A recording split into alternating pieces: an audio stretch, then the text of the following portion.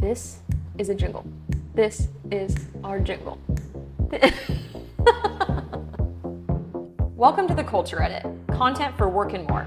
It's a weekly roundup where we talk about the latest news in people strategy, company, and pop culture.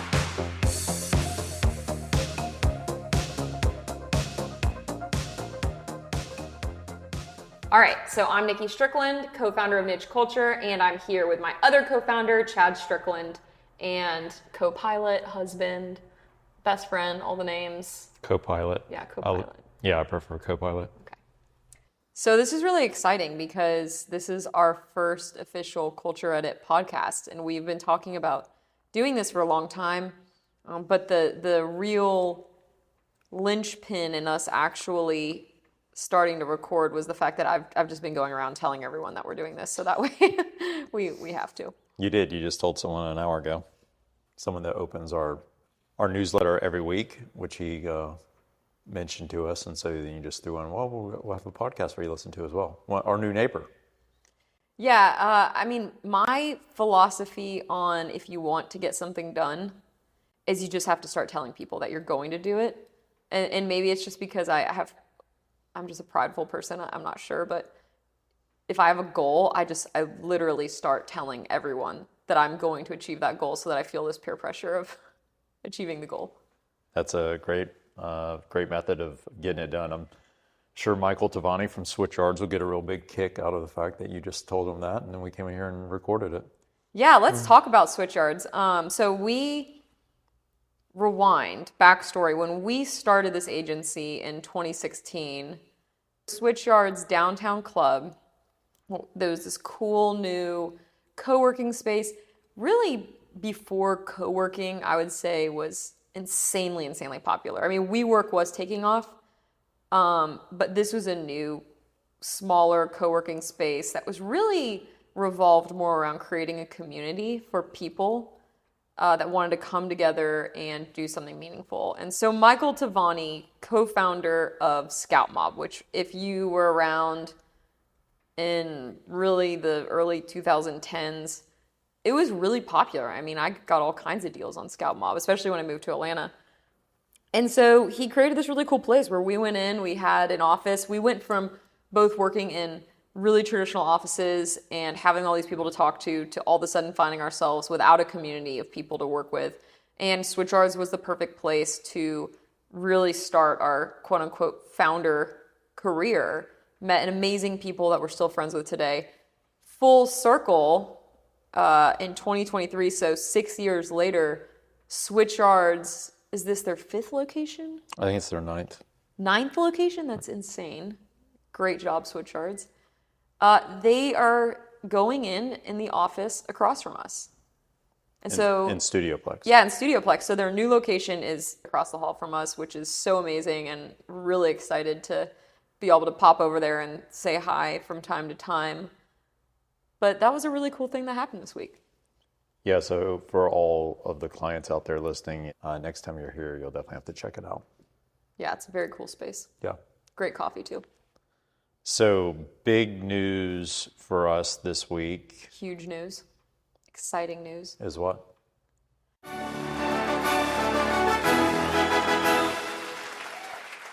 Telly Awards. We won 2 Telly Awards. We did, and for those that don't know or that aren't in this industry, the Telly Awards are a really prestigious kind of recognition for excellence in video and television across all platforms. So basically what they say is if it's on a screen, it's how you recognize creators that are putting great content out there. And we submitted our video that we produced and directed along with Lion Star Films for Children's Healthcare of Atlanta. It was their vision mission video. And it won 2 Telly Awards. One was for Best Employee Communication, and the other was for Best Direction. So big deal for our client, big deal for us. It's just another, I think, confirmation for us that we can do a lot of different things really, really well. So yeah, it was really exciting that we won this, but even more exciting is that I grew up watching multiple movies by Jennifer Garner And she is actually one of the judges. So she, in turn, has watched a movie that we've created. It's true. Again, it's crazy. just full circle. The full circle of life is happening over here. Full circle. Why did we win? You're probably asking. I think the approach that we took for this video is unique for a employee communication or internal communication type video because it's completely unscripted and unrehearsed. No AI was involved in generating this content. It's literally us thinking about the story and how we could capture the voice of the employee by just talking to them and asking the right questions. And so there was a lot of reluctance, I think, from children's and really from any client, especially when you're dealing with the C-suite, of not being scripted, of not knowing exactly what you're going to ask. But hats off to them to be willing to do that, and the result was pretty fantastic. We really push our clients to be unscripted. And it is a documentary style. It's an interview style. We're interviewing them, and they know where the interview is essentially going, but they're not going to have a teleprompter. We might have the teleprompter ready in the background. Fake teleprompter. As a comfort. But we're going to make sure that it's really unscripted. And I think that's why we won. I definitely think that's why, because it definitely stands out when you look at the competitors, that this is real. And that's also why people internally watch the video. Most people would start watching the first 30 seconds and then stop.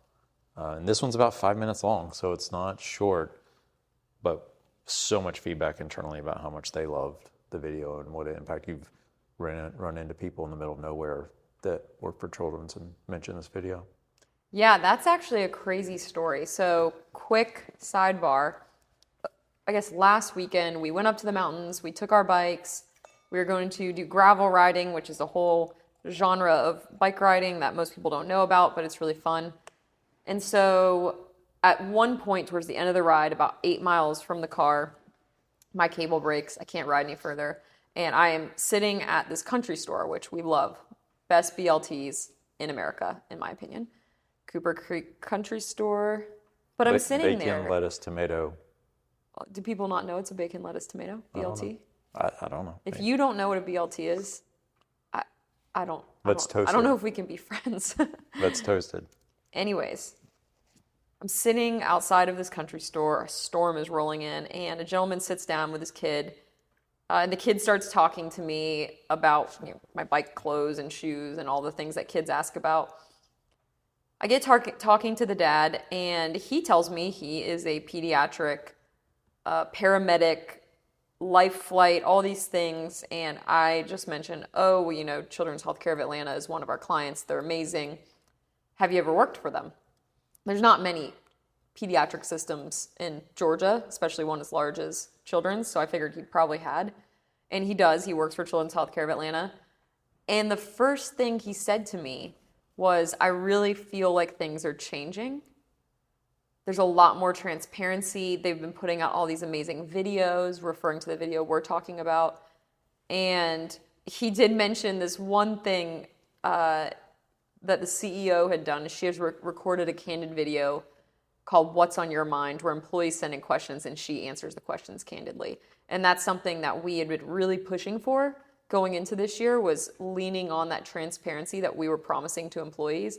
So to be in Blairsville, Georgia, so far away from home, and hear a person say that that has impacted him, and that these videos around their values, their mission, their purpose have been so great and refreshing, it almost brought a tear to my eye. I mean, I felt, my cable was broken, I was covered in dirt, and the torrential storm was about to roll in, and I felt a little tear coming on. I had tears in my eyes at that time. While you were riding back to the car in the storm. Yeah. Different types of tears. Yeah, completely different. A lot of dirt in my eyes. But it was great to hear. It was really great to hear. When your work touches people, unbeknownst to yourself, it's pretty cool. Well, it's always surreal. Yeah. It's surreal to meet random people that your work has impacted their life. Yeah, I mean, every time I walk down the belt, so we walk down the belt line to and from work to our home every single day. And every time I see a Children's Healthcare of Atlanta t-shirt, well, first I feel like I want to just go hug the person, which then I realize would probably be inappropriate. And then I just want to wave, which would be even more awkward. But it brings me such a sense of pride and joy, even though I don't work there. It's just working with our clients that have such a great purpose. I don't know. I feel a kinship with people that work there. Yeah, I mean, that's why we do it.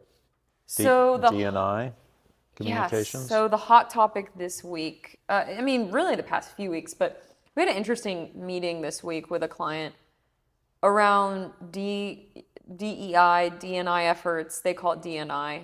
And it was an interesting conversation because they're a global organization, really, really great organization, great leadership.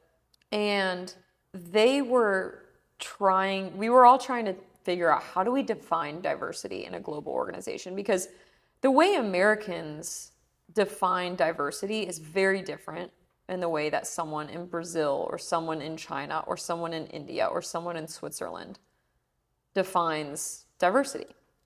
Yeah, most Americans just look at diversity through the American lens. And so when we're presented with a challenge for a global organization to say, how do we talk about our D&I initiatives and our programs globally, it kind of throws everything on its head, right? Well, it's this whole thing, and I think we tend to do this a lot in America, what we think must be the only way, the right way, the all-knowing way. And even when it comes to something like diversity and inclusion, it's kind of ironic that we are almost not inclusive of other people's experiences when they don't live in America. It's really hard for certain cultures in different countries to fully understand our definition of diversity and inclusion in America, but we think they should just know. That's a big assumption. And so my point is, I think it's great that this global company is taking a step back and saying, are we just looking at this through the lens of our headquarters that's based in Atlanta, Georgia? Or are we looking at this through a lens in which we can have a positive impact and a productive conversation with all cultures around the globe? Mm-hmm. Yeah, and so, what we were tasked with is really thinking about a campaign that defines what diversity means for this organization. Is it diversity of cultures? Is it diversity of backgrounds? Is it diversity of education, experiences? So we're going to work on that. And I think what was really interesting is the executive that we're meeting with and talking to about this, like how do we communicate around our D&I commitment globally, wasn't an American. And so she's got a completely different perspective than we do. And she comes from a country that doesn't have really a diverse, in terms of racial makeup, a diverse background. So it's us thinking about, how do we develop a campaign that articulates this idea of defining diversity for an extremely unique global organization? Another thing that I thought was really interesting that I hadn't thought about before is when we were talking about South America and specifically Brazil and how diversity looks there, we also don't think about how we think about how our government affects the way people define diversity in America, but we're not thinking governments abroad are also defining it in their own way, which could be completely different, or just bits and pieces could be completely different than the American definition. And so in Brazil, there's a lot of efforts around inclusiveness for disability. And there's a lot of laws that they have in place in hiring practices and companies having to meet certain quotas around disability, but not necessarily other things, other protected categories that we would consider making rules around in America. And that was just an interesting example. Yeah, I mean, disability it's a protected class in the U.S. and has been for a long time, but it really doesn't enter into the conversation right now around thinking about what your workforce and how your workforce is made up. Also this week, continue to have a lot of discussions about return to work. We had a chief human resource officer in our office this morning where that's really all she wanted to talk about. She'd just gotten back from a meeting in Chicago with the HR Policy Association where she said the entire meeting was about that. And I told her, what we've been telling all of our clients is that we're at a point where every organization needs to plant a flag and really take a stand for what they believe in. If they believe that the best way for us to be collaborative and the best way for us to be productive is in the office, then that's what they need to do. And if they think they can work remotely and still be productive, then they need to plant that flag as well. But it's the problem I think a lot of organizations are falling into is that they're afraid to plant that flag. So they're still kind of in the middle. They're going back and forth. They're not committing, or they will commit and then they'll uncommit. And it's causing a lot of turmoil internally. And the idea around this planting the flag for what you stand for comes from the fact that we know there's employees out there that will align with what you believe in. And the quicker you can find those people, the better. And there's going to be a painful period where if you believe we need to be in the office 100% of the time to be collaborative and productive, you're going to lose people. You're 100% going to lose people. You're going to lose people that matter. But you're then going to be able to find the people that also want to be in the office 100% of the time. Everyone's kind of calling everyone's bluff right now, or waiting for people to call their bluff. And it's interesting because I think there's a lot of employees who are playing this card of, if I have to come back to work, I quit. And I think, to your point, there will be some that quit, that go out and find other jobs. But majority of employees are bluffing, in my opinion. I think they are. I don't know. I think there's so many open jobs right now. There's almost twice as many open jobs as there are people looking for jobs. I think it's really easy for people to find new jobs. So I don't know. There's certainly some people that are bluffing, but there's a lot of people quitting. I think though there's a lot of people who like certainty. And to just quit your job there's so much uncertainty. Even going to a new job, you don't know what it's going to be like. Yeah, but they're quiet quitting. They're not doing work until they find the new job. Yeah. But to my point, I think that's fine. I think you need to find the people that align with what you and your leadership team believe is going to be the best strategy for your success, and get there as soon as possible. Yeah, because you're impacting people's lives by not just making a decision. People are moving. People are deciding to have another kid. People are deciding to buy the second house or the first house or whatever it may be. They're making decisions based off of company policies, which is a little scary. And so if you're wavering on your company policy, then I think you have to anticipate that employees will also waver in their loyalty to the company. Yeah, Farmers Insurance has been in the news in the last 2 weeks for doing that. They said they're going to be 100% remote. New CEO came in, said, no, we're going to be 100% in the office. A lot of people had moved and done lifestyle changes that really provided where they could not be in the office anymore. And so they had a pretty big revolt. And I don't know if you saw in the news, but now he's going back and said, no, we'll be hybrid. And that brings me to something we were talking about earlier. If as a leadership team, you are making people come back to the office essentially out of control, you just don't trust people to work from home, then I think you have to look inward and say, why are we doing this? Because that doesn't seem like a great reason to make people come back to the office. Now, if you as a leadership team are saying, we're seeing productivity drop off a cliff, and we know that our teams are more productive if they're in the office together, collaborating and having that in-person touch, that's a totally different story. And I think that's a very valid reason. Okay. So let's talk about what's in the culture edit. I think the first thing that stood out to me was the first article in the culture edit about the paradox of likability at work. And so for women.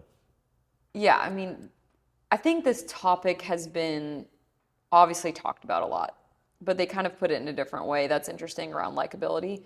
But it's essentially, men can be not likable and be successful in an organization, but women are expected to be likable in order to be successful. And so if as a woman you're not likable, you're less successful, and so on. The one response I have to that almost immediately is that I haven't worked with a lot of men that are not likable that are successful. I have. Oh, I mean, I guess it depends on. we've had people in our office where they were extremely unlikable and we didn't understand how they were successful. That's true. There are some baffling outliers though.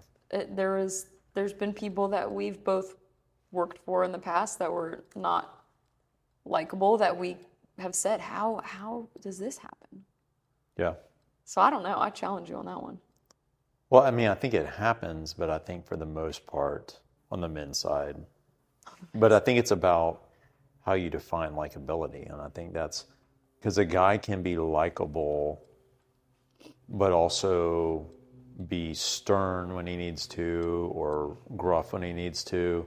Where I think that's the thing that we're talking about here is that women don't feel like they can do that because they have to be likable all the time.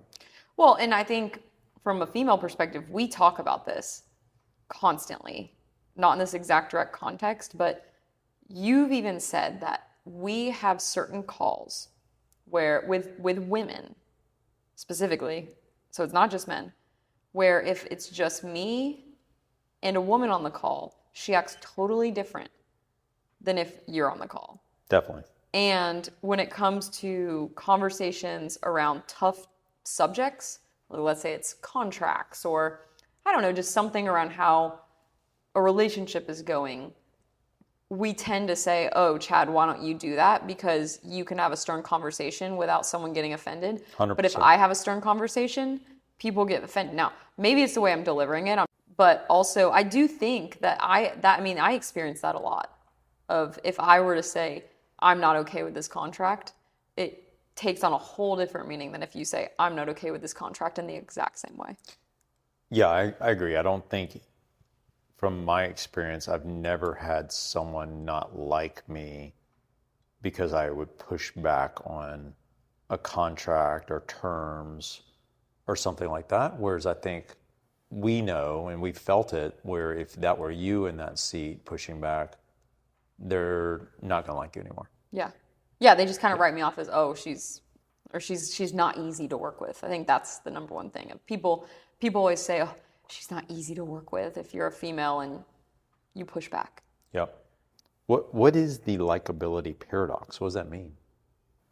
If women and men do the exact same thing and say the exact same thing that's maybe not agreeable or likable, they get two different complete reactions. Do they touch on your favorite topic about how women treat each other in the workplace? Yeah, well, yeah. In the study that they're talking about, they found that men and women equally respond the same way in this likability paradox. So it doesn't matter. It's not just men. So if a woman is in a room with another woman and she says something that's perceived as not likable, the female has almost the exact same response as a man in that situation. But, on the other side of things, when I was reading this, at the end, they're like, we've got to stand up, and if you hear something going on or see something going on like this, you need to stand up against it, which I think there's certain circumstances where, yes, you can definitely say, hey, I don't feel like maybe you perceived what I was saying as aggressive, but that's not the way I meant it. But I also think there's a little bit of, you can't control what people think of you at the end of the day. So constantly setting yourself up for, I'm going to walk in this conference room with this idea that people are not going to like me if I say something. I think you're just you're kind of psyching yourself out and setting yourself up for failure when you're not going to be able to control that either way. But isn't that what everyone's trying to do? They're trying to control what people think of them? Yeah, but it's pointless. So it just goes to what we always talk about is if you just be real. Yeah, if you be real, but also I think if you're coming at this from just a female perspective of what you can do to overcome this, where I feel like I've overcome this, because I've definitely experienced both. I've experienced men and women not taking me serious for various reasons, or not liking me for various reasons. And the way that I've overcome it is I get really, really, really good at a certain skill, so that people need me to be the expert in the room. And then no matter what you say, if you have a really strong opinion about something, but you're the expert on that thing, you're a lot more likable, because people are relying on you as that expert. So you can be more opinionated, you can be more aggressive, you can be more stern in your conviction. Also, I think, and tell me about this from your perspective, I feel like being an athlete, when men and women find out that I'm a competitive athlete, they tend to take me, I don't want to say take me more serious, but it's like there's this, I'm now a part of the hunter and gatherer club, especially for men, you know? Like all of a sudden when they're like, wait, you're a competitive athlete? Okay, you're essentially in the boys club now. And I feel like I can talk more on like a quote unquote guy, or I can be more straightforward, or I can make jokes without having that likability paradox against me. For men, for sure. I've seen it backfire, I think, sometimes with women. But on the men's side, until the men realize that you're a better athlete than them, then the insecurity can kick in. But I don't know. There's a lot of men who think it's really cool. yeah, that's true. There's a lot of guys who we've talked to, and they ride bikes and they're like, oh yeah, like you're really strong. I respect that. You can suffer. I respect that. Yeah. And so, you know, takeaways, get really good at a skill so that you're not, because I think if you go into a conference room and you just start spewing opinions and you're not the expert at anything that you're talking about, whether you're a guy or a girl, that's just annoying. You're not likable no matter what. So be an expert, hone your skills, make yourself indispensable. And then also get out and be active. Compete at something. So the rest of the culture edit, I'll just kind of touch on these real quick, and then we can come back to any of the ones that you want to. There's a lot of articles now that were kind of 3 years into what was a really big DE&I push by major organizations as a result of the summer of 2020.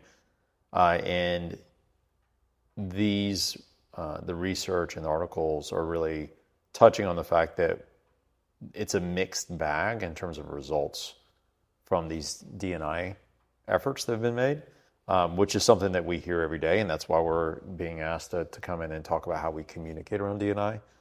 Another article around Americans not taking all their PTO, which isn't a surprise to anyone. I do think there's a flip side to that, in that with so many organizations moving to remote or hybrid work, that PTO is not being tracked. And that's the one thing when I looked at that research, that they're not accounting for that. I think there's just a lot of organizations that have given up on tracking. I had a conversation with a head of HR last week around this very topic, and the fact that they've just gotten to a point where they're so lackadaisical with their remote working situation that they're not tracking PTO, and so no one knows whether or not someone actually has time to take off. Where you can find the best area of the country for remote working. So this research was about really evaluating different areas of the country where employers are more open to remote work. Bad news is South and Middle America comes in last. Best place to do remote work, I think, is no surprise, in the Northeast and the West Coast. Is that because of easier transportation? They didn't talk about that. I think it's about social norms and perceptions. But I think that's a good point. I think it's type of work. I think it's also just social norms. I think it's just what people expect. I think people in the South expect you to be in the office. Quick update on one of your favorite subjects, UPS. As we know, we have a pending strike vote that I think actually the deadline is today, the 16th of June. If you're not following this, the Teamsters union, largest union in the U.S. In terms of activity and membership with UPS, has for the last 2 weeks, been holding a strike vote to see if their members want to go on strike. And UPS has been negotiating through this. One of the big negotiation wins for the Teamsters is that UPS is going to equip all new trucks with air conditioning, which I guess I didn't even think about. But yeah, you think about a UPS truck, they're just driving around with the doors open, pretty hot. Apparently, there's been some serious issues with some of the drivers. I'm sure. In heat areas. Imagine driving around in Miami. Yeah. In the Miami heat. Yeah. And you have to wear this thick uniform. It's not like they just get to wear whatever they want. So you can wear a tank top and, board shorts. You're in a heavy cotton uniform, walking up steep hills, jumping up and down off the They get to wear shorts though. Shorts, but that shorts. material looks thick. Yeah, it is. It looks like a thick cotton. It's like a Dickies. Like not a breathable cotton. Work? No, definitely not. You could pour water on it and there's no breathability. Like the water just rolls off like rain X on your clothes. We'll talk to our friend Emil about what the material's like. He's a driver. I'm sure he'll let us feel the material. So the point is UPS is conceding, I think, on a lot of issues that the Teamsters are focused on, hopefully to avoid a strike. If there is a strike, and this is the crazy thing, I don't think anyone has this on their radar. If there's a strike, it is going to be a major logistics problem for the United States. It will be a nightmare. So that's going to happen probably by the next time we talk again. We'll know what's going to happen. Yeah, and I'm the UPS tracker queen. I have an obsession with tracking packages, which, is primarily driven from the fact that packages get stolen within 30 minutes off our doorstep if you don't track them, but I'm Or obsessed. Delivered to the wrong place, like last night. Constantly delivered to the wrong address. But that's also our neighborhood. We have 3 224s within a 1/10 of a mile radius of where we live. So part of my duties is walking around at night with a flashlight looking to see if our packages have been delivered to our neighbors. We thought that we had lost a very emotionally valuable package last night, which is our new cycling kits. Custom. For those of you who don't know what cycling kits are, they're the jerseys, the spandex that you see cyclists wearing. And so uniforms. In the world of cycling, you can get really creative with these kits. And we personally design them ourselves. We have a whole team of people that look forward to these new designs. Well, yeah, we thought it got stolen, and you were really pissed. I had to just go upstairs to take a shower because I was so upset that everyone else on the team was going to get these new uniforms and we wouldn't have our uniforms, because it takes about 2 to 4 months to get these uniforms made and shipped to you. So we have been waiting for so long, and I thought that someone just came up, swiped the package of uniforms, and then they're sitting in a dumpster somewhere once they realized it wasn't valuable to them. But they weren't. That didn't happen. They were just 4 doors down. Me and Hutch found them. Yep. Yeah, and then lastly in the news, some pretty good research from SoftBank where they interviewed a lot of CHROs about what's happening in terms of talent right now. And, the headline is, despite the layoffs, talent is still king. Layoffs have... And I would encourage everyone to look at this study because it's presented in a really easy and digestible format. But layoffs from the first half of the year and even from the last quarter of last year have basically come to a halt. And I think a lot of that is because, you asked me earlier why that would be happening. I think a lot of it is because a lot of organizations overhired during the pandemic because they were terrified of being outspent when it comes to talent, mainly in technology. If you look at most of the layoffs, they're in the tech space. They're not, which is so cyclical anyway. But the headlines around going into the year was about the recession that was impeding and coming, and we really haven't experienced that. And so we even are hearing from our own clients who were pausing work or weren't interested in doing new projects. Now the second half of the year looks like we're going to be hiring a lot of people, and also looks like we're going to be trying to at least get started on a lot of initiatives, if not get completed a lot of initiatives that should have been worked on in the early part of the year because organizations realize that the sky is not falling. Well, do we want to talk about anything personal? I don't know. What is personal you want to share? Bonafide Deluxe. Oh, we should remember that. Bonafide. Really like the Bonafide riders. I know. I really want to go to Bonafide. I love sandwiches. You know this. I am a sandwich connoisseur. Bread and Butterfly, for those of you that love sandwiches out there, they have an amazing sandwich that is their ciabatta. I don't know how they make such good ciabatta because when I think of ciabatta, it's like thick and just, I don't know, it's too much bread a lot of times. It overpowers the sandwich. Their ciabatta is the lightest, airiest, most perfect ciabatta that I've ever tasted. Do you think they make it themselves? I don't know. I guess I need to ask. Yeah. I feel like they might, but anyways, best ciabatta. But if you ask them, then you can find out where they get it from, and then you could get it. Yeah, I mean, hopefully it's somewhere that I can actually get bread from. Yeah. Not just like a bread distributor or something. But then they have, this is not a vegan, this is not a vegetarian, we're not in this space. This is a meat sandwich. We got salami on this sandwich. So we've got ciabatta, salami, and then they have an amazing olive tapenade. And then they put like a... But it's just like one slice of salami. Yeah, right? but it's perfect. But it's not like the big, like a New York. Yeah, I guess Italian. it's not. I shouldn't say like it's a meat sandwich. Like Yeah, that makes it sound like it's a lot of meat. Yeah, and I don't know why I keep doing that voice when I... It's like... meat. It's like a meat sandwich. Yeah. But it's really good though. And the olive tapenade is so flavorful. And then they put like a little frisee, salad, lightly dressed on top of that.